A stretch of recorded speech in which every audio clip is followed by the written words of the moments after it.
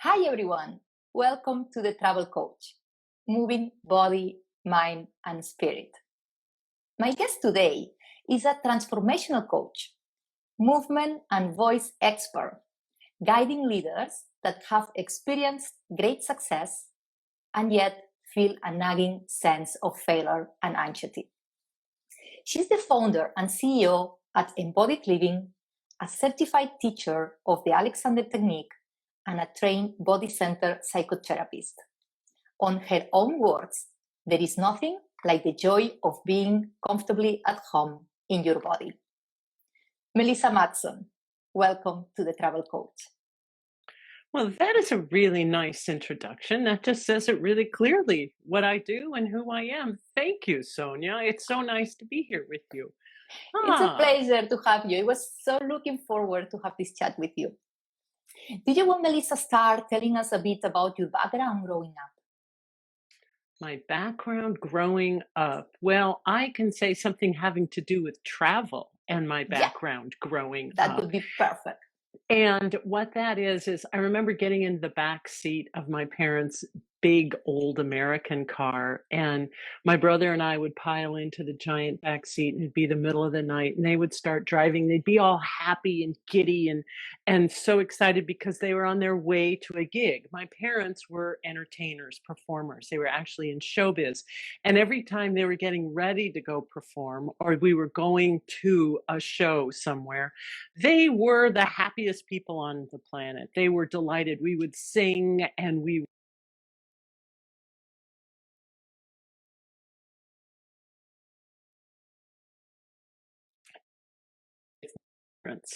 was going to the gig. Once they got to the gig, they would completely ignore us, and we would sit backstage and we would amuse ourselves. And we'd sit backstage with all kinds of fabulous performing artists like Johnny Cash and June Carter and um, Bob Hope and Bing Crosby and all kinds of people from the 60s and the 70s and the 80s. So that was how I started my life, was sitting backstage with my parents or driving to performances all over America. And pretty much we'd fly all over the world. And it was always the most energizing and happiest memories of my childhood was being there in travel with them to exciting, cool places. Oh my God, that sounds so amazing. And I see your excitement. You know, it comes to my mind when some parents are hesitating to take their kids on trips and traveling together. And you said you remember these moments of one of the most happiest of your life. So, oh yeah, bring your kids with you. And then when I went on to with my own touring through dance company, um, I brought my babies and my children with me on tour all over the world as well. Now, they both love traveling and they both live in foreign countries now. So it was a really successful way of sharing my passion with my family as they were growing up. so it's in the DNA of the family. It's something that Yeah, you it's pass completely to the in new our generations. blood. It's in our bones. Yeah, we're kind of gypsy people, yes. Yeah, that's so amazing. So I feel jealous about you meeting, famous people in the backstage. I don't know if you can. And you mentioned some names. So can you share with us who, if there is anybody who impacted you especially, particularly at this young age? Well, it's funny because I went on to be a performing artist, right? And then I went on to teach others to be present and to really quiet the nervous system and become comfortable in your body so that you could be fully alive and awake in whatever you're doing, whether it's a performing art or it's standing in line at the grocery store and wanting to get your needs met, or having a conversation with somebody that's challenging and difficult and wanting to be present and clear and focused. So, yes, being backstage and watching Johnny Cash in particular get ready to go out on stage, it was like watching a panther pace back and forth and get himself more and more focused and more on his dime until the overture would play and then boom, he would stride out on stage and was magnetic. Everything came towards him. The light came towards him. The interest came towards him. The um, the the souls of the people in the audience came towards him. He was magnetic. Wow, Yeah, powerful. How old were you at that stage? little. I would just kind of dissolve and disappear backstage because my parents were totally busy doing other things, and I would just hang out from very small baby infant until I was probably 10, 12. Yeah. Wow. And then this has any relationship for you wanted to become a professional dancer? Oh, Or is something that absolutely. you had? Of course. I mean, I went to college and I studied dance. I didn't think there was anything else anyone did but some kind of performing art. I didn't realize that people could actually be, um, as a kid, you just absorb what your parents give you and you take that as normal. Mm. So I just thought being on stage and being a performing artist and traveling around the world was normal. And Because you so I chose dance because I love movement. And then I got very interested in the way the mind and the body functions, and that I realized, oh my goodness, I really had a lot of trauma. My nervous system is overactivated much of the time. How do I balance that? And how do I then, after studying body-centered psychotherapy and somatic experiencing work, I realized, oh, there's a lot of people out there, not only performing artists that need this um, recalibration of their nervous system so that they can be present in life. so important. So I suppose, well, you did also the transition to a professional dancer to the transformational coach you are today. But let's back to that moment when you were a professional dancer. So I imagine that you were just following your passion in this in this direction of your career, and you also had the opportunity to travel. Yeah, so keep traveling and keep knowing more places. Can you share with us one special trip? What are the places you saw, the experiences you live as going on tour as a dancer? I loved back to this kid thing. I loved bringing my children with me. And I remember they were with me. We were in Greece and we were going to different islands, and I was teaching workshops at that time. And where were we? It was Ikaria, I think. Mm. And we were doing a workshop at this. I was teaching a workshop at this really beautiful place by the sea, and there was a ancient temple to Athena up on the hill, and there was the beach right there, and the kids were running around and playing most of the day, and I was getting a chance to support people into their bodies and being creative in this absolutely gorgeous environment. And the power of Athena and the power of the sea and the creative expression brought through their bodies was yummy. It was really yummy. And the kids were really happy. And it was a yummy experience for the participants as well. That's a particularly nice memory. Sea, sun, ancient ruins, body transformation, community, delicious food, like that. The surroundings, yeah, can imagine. So when or how was this transition from dancer to the coach you are today? What happened there? It was natural. It was a completely natural transition because as I was teaching, like I was saying, that I think at that same summer we were at some other island teaching another workshop, and there was this one man in particular that whenever I always give people space to do their own authentic movement that supports them in integrating a new way of experiencing their mindset. So during the free movement, this one man would always swing his arms around And it turned out that his arm dislocated. And so he was screaming in pain, but it was more that he was afraid. And like I say, his nervous system was so out of balance. It was much less about his physical um, uh, pain, his physical experience, and much more about his emotional sense of fear and lack of well being. And when I helped him to quiet down his fear, quiet his mind, his shoulder slowly slipped back into the head of the humerus, slowly slipped back into the socket. Wow, And natural position. he was out of pain and his fear was gone.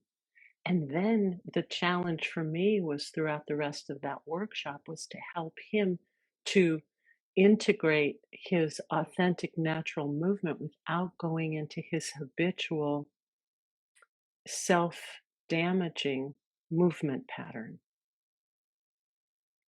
And at that point, I realized I needed more education. And so I started to study What did you study? body-centered psychotherapy. It's called Hakomi technique with Pat Ogden and other wonderful teachers. And I studied somatic experiencing with Peter Levine, who does trauma relief work that's absolutely brilliant. I mean, he just transformed the whole industry of supporting people to understand how trauma is not something we can talk ourselves out of. Trauma is not an idea that a therapist can help us rethink. It's trapped in our nervous system. And if we don't shift the nervous system, nothing changes. We just keep with the same tape loops over and over and over again. And this is because I know you are certified in the Alexander technique. So I would like if you can explain what is, how you can explain what's the Alexander technique. So the Alexander technique, when I was, while I was still dancing, I was studying the Alexander technique, and it is a fabulous mind-body integration process where you understand it's postgraduate work. For every day for 4 years, you are rewiring the way in which your body responds to stimuli. So you think, I'm going to sit, and then you stop your habitual way of sitting and you allow yourself to move into sitting in a totally new way. It's a hands-on technique so that the teacher is supporting you, but most importantly, it's the way in which you think about movement and then the way in which you go into action in a non-habitual way. The way in which you move affects the way in which you think. The way in which you think affects the way in which you take action in the world. The way in which you take action in the world affects the whole world around you. So it's the foundational piece to shifting your mind-body connection. Honestly, I think it's the most fabulous root work. I think everybody should study it. Because we are so connected, the mind. Well, I have a throat. Please drink water. Oh my God. Cough. Please. Just happened in life. So it's so amazing how you explain very well, right? The mind is connected with the body. The way we think impacts the way we move, and the way we move and the posture as well, right? Impact how we feel, and how we feel impacts the way we think. So it's all like a cycle.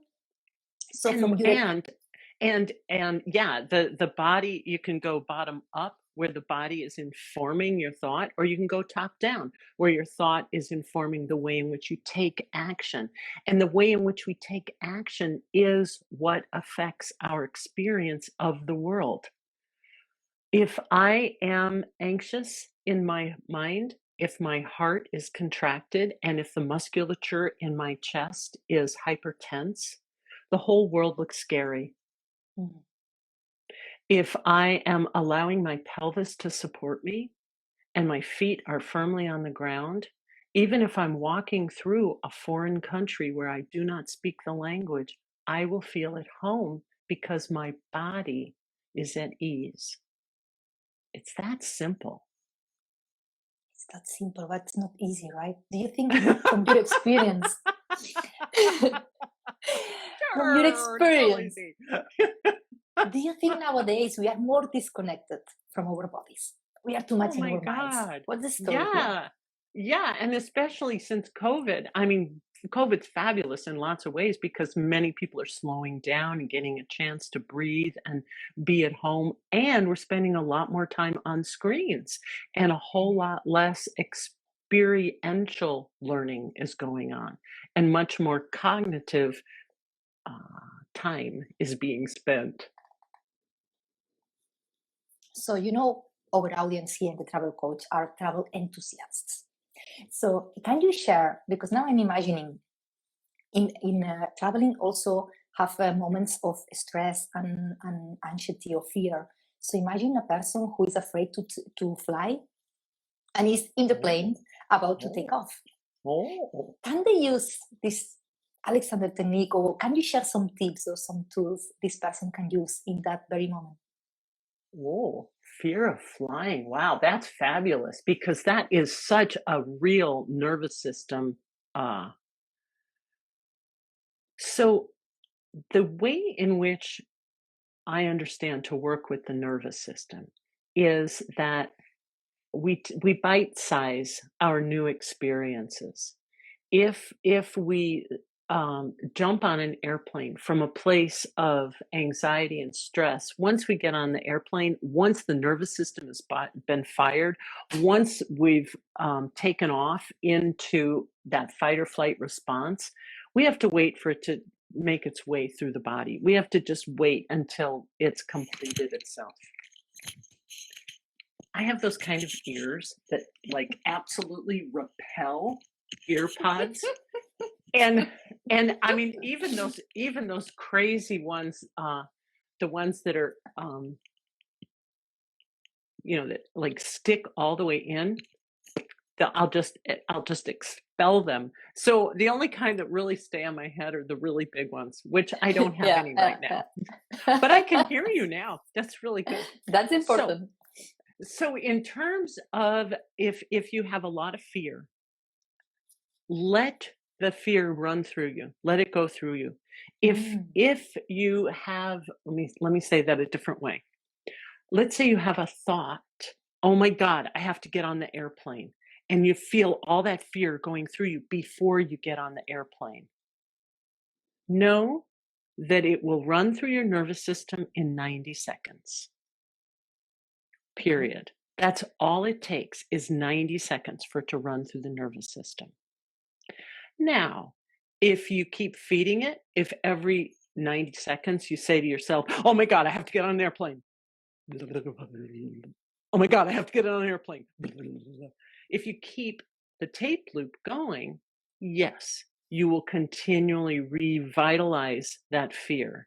But if you let your thought quiet, and then let's say it comes back up, I have to get on an airplane. Let it run through your body, and you'll feel those little funny things. And no, it's not that you have Parkinson's or it's not that you have dyskinesia. It really is that the nervous system is recalibrating. Let it run through and then come back to it. Am I ready to get on an airplane now? Yeah, I can do that. Or no, I need to let it run through a little bit more. Once you're actually on the plane, being present to the experience will make all the difference in the world. Being present to the sensation of the chair, the touch of your hands on your thighs, the experience of cold or hot, whether you have a jacket on or you need to take it off, the sense of the seatbelt around your waist. Coming back to your physical sensory experience is going to quiet the nervous system as well. And then when you come back into your mental chatter of, oh my God, the plane is going to crash, or oh my God, what was that noise, or what did it mean? Just simply, allowing the nervous system to run its course for 90 seconds and then coming back to the tactile sensory experience, because that'll take you into the present moment. That's truly the only way to come back into the present moment is through body sensation. That's so powerful. So Does that help? yeah. So imagine, I think what we happen is that we fight the fear. We don't want to Yes. feel the fear. We Right. fight it. So you are saying the way around. Let it feel in your body the fear. Yeah. Let it in. Yeah. Yeah. And then come back to the present moment, because actually here and now there is nothing to be afraid about. It's your thought of what could happen. Yeah. So you Yeah. come back here and now. But then the here and now, sometimes that sounds kind of esoteric. And how am I going to get here and now? Well, the very practical way to get here and now might be to take off your shoes and rub your feet, or to I think that's why people chew their nails, is so that they can have a sensory tactile experience, or chew a piece of gum, or I mean, because that'll get your jaw loosening and it will begin to get some tactile sense going on. Another really nice exercise is just to simply let your eyes move and then let your head move. And then you'll automatically take a deep breath and then let your eyes move back and let your head move back. Anything to bring you into the present moment through your sensations. Using your senses. And yeah, we always feel, pain of an emotional loss. You'll feel it and you'll think you're going to die if you can't be with that loved one. But if you just let yourself feel the sensation, it'll run through your body in 90 seconds. It's so quick. Thank you for sharing that.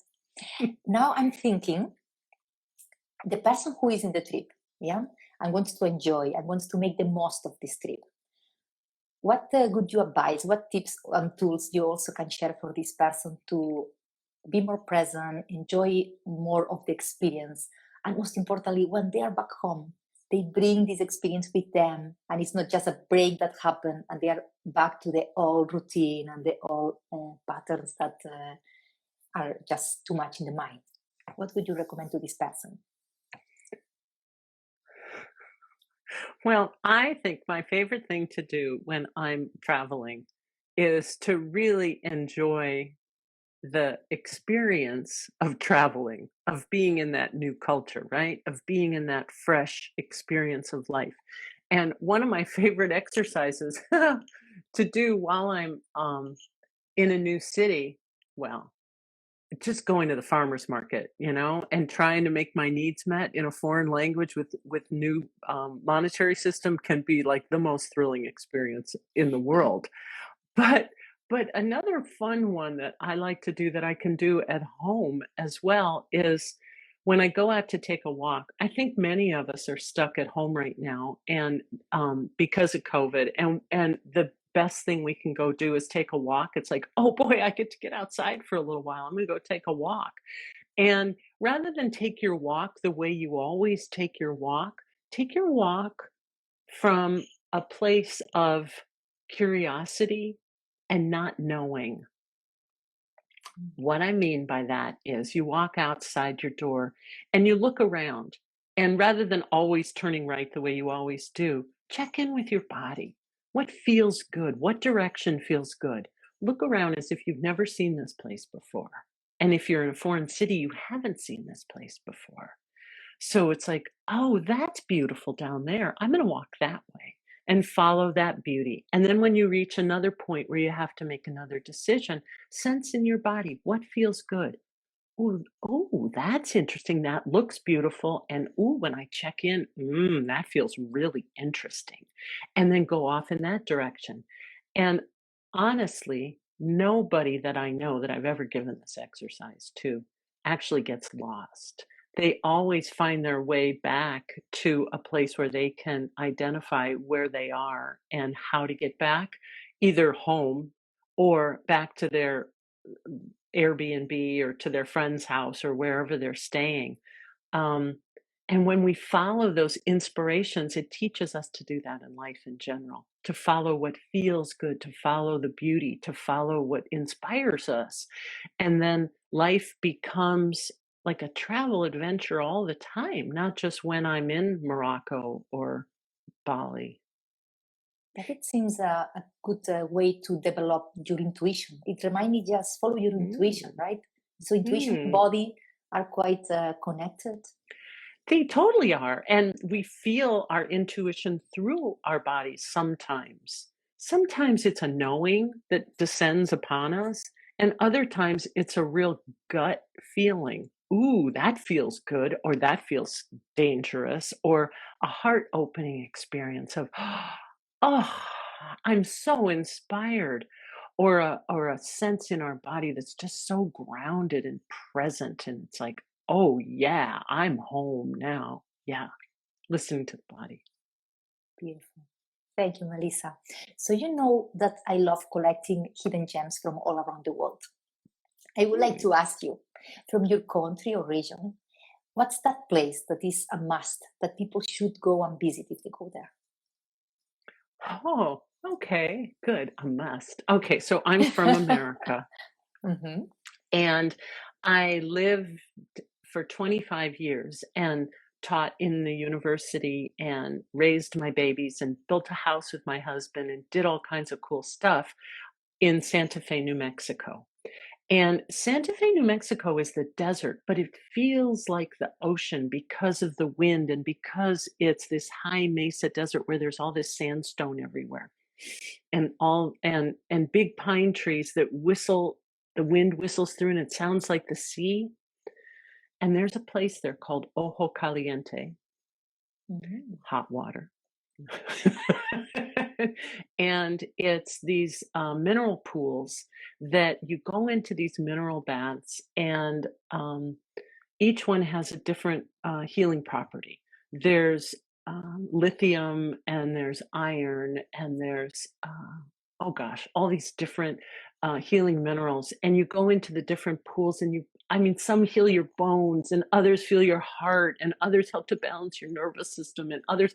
And we used to go there all the time, even when the kids were little. And it was very wild and natural, like 25 years ago. And now it's become much more uh, cultivated. It's beautiful, though. They've done it really beautifully. So that is my hidden gem. It's about 45 minutes or an hour north of Santa Fe, New Mexico, in the southwest of the United States. And it's called Ojo Caliente. And it's in a little Spanish speaking village. And the water there is fabulous. I'm definitely taking note of that. It sounds so good. Thank you for this sharing, for this tip. And last but not least, I would like if you can share with the audience where they can contact you. What's the best way to contact you? Oh, you can follow me on Instagram, and I'm AT Moves, Moves. Yeah, and you can find my website through there, and you can find a bunch of testimonials in there, and you can see a whole bunch of pictures of my daughter and my new grandbaby, and being in Yeah, Ireland right now. So you can see all kinds of things about my profession and my personal life there. we will definitely follow you there, Melissa. It's been a pleasure to have you in the Travel Coach today, to have you on board. It's been a pleasure. I thank you and everybody tune in as well. I desire safe and happy travels for everybody. Thank you, Melissa, again. Have a nice day. Goodbye. You're wonderful, Sonia. Thank you so much for doing these. Yeah.